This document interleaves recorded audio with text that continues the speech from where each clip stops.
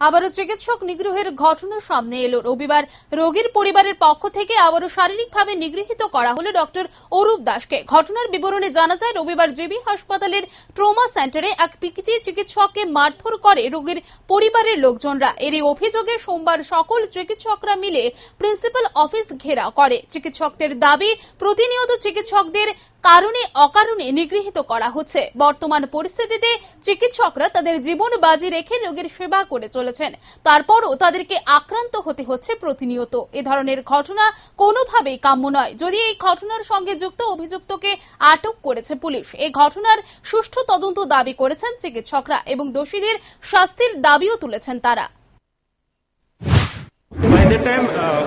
আরেকজন পেশেন্ট এসছে, পাশের টেবিলে শোয়ানো হয়েছে। তো আমি জাস্ট ট্রিজ করতে করতে একবার যে দেখেছি বোনটা এত বড় না, ছোট, স্কিনে কাট, অ্যাকটিভ ব্লিডিং নেই বা সিরিয়াস কিছু নেই, মানে টাইম নিয়ে আমরা করতে পারবো এমন। তো যে কারণে আমি ওইদিকে কনসেন্ট্রেট করিনি, আমি আমার কাজে কনসেন্ট্রেট করছি। আর আমার সঙ্গে জিএসসি ছিল, ও আমাকে হেল্প করছে। তো পেশেন্টটা বোধহয় সঙ্গে প্রথম যে নিয়ে এসছে উনি বাড়ির লোক না, অন্য কেউ রাস্তাতে হয়তো অ্যাক্সিডেন্ট হয়েছে নিয়ে এসেছিল। তো সাডেনলি দুজন বাড়ির লোক এসছে। তো বাড়ির লোক ঢুকে অ্যাকচুয়ালি আমাদের যে ড্রেসিং রুমটা এটা মাইনরিটি সেট আপ, আমরা ওটা এন্ট্রি রেস্ট্রিক্টেড, এখানে সবাইকে ঢুকতে দেওয়া হয় না, যেহেতু ভিতরে মাইনর অপারেটিভ প্রসিডিউর করা হয়, সবাইকে ঢুকতে দেওয়া হয় না। এখানে গার্ড থাকার কথা, ওদেরকে রেস্ট্রিক্ট করার কথা। তো এনিওয়ে গার্ড ছিল না বা ওদেরকে রেস্ট্রিক্ট করানো করে ডাইরেক্ট ভেতরে চলে এসছে। তো অলরেডি দুটো পেশেন্টের কাজ চলছে, তার মধ্যে মাঝখানে ঢুকে প্রথমে আমাদের সঙ্গে কথা বলে পেশেন্টকেই দেখে ওরা একটু অ্যাংশাস কি না কি হয়ে গেছে বাড়ির লোক, তো চিৎকার করছে। অ্যাকচুয়ালি ওটি টাইমে যদি পাশে কেউ উইচুই করে ওটা ডিস্টার্বিং এটা কাজ করতে গিয়ে। তো আবার বলেছে তোমরা বাইরে যাও, তোমাদেরকে বলা হচ্ছে না বাইরে যেতে, বাইরে যাও, আমরা দেখছি তো, বলছি তো সিরিয়াস কিছু না। তারপরে ও বলছে আমার রুগীটা পড়ে আছে, আমার রুগীটাকে কে দেখছে।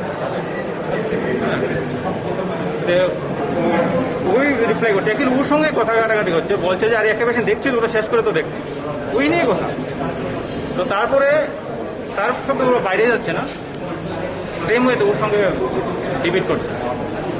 তো তখন আমি যখন স্টেজ দিচ্ছি তখন আমারও একটু স্বাভাবিক, আমার একটু খারাপ লাগছে ওই সিচুয়েশনটাতে, আমার কাজ করতেও ডিস্টার্ব হচ্ছে এটা বুঝতে পারছি। তা আমি বেরিয়ে বলে যে তুই বাইরে যা। একটা 24-25 বছরের ছেলে হবে, একটা ছেলে ছিল সঙ্গে একজন ফিমেল অ্যাটেন্ডেন্ট ছিল। তোকে বারবার বলা হচ্ছে তুই যাদের সঙ্গে তুই বাইরে যা, এখন বাইরে যা।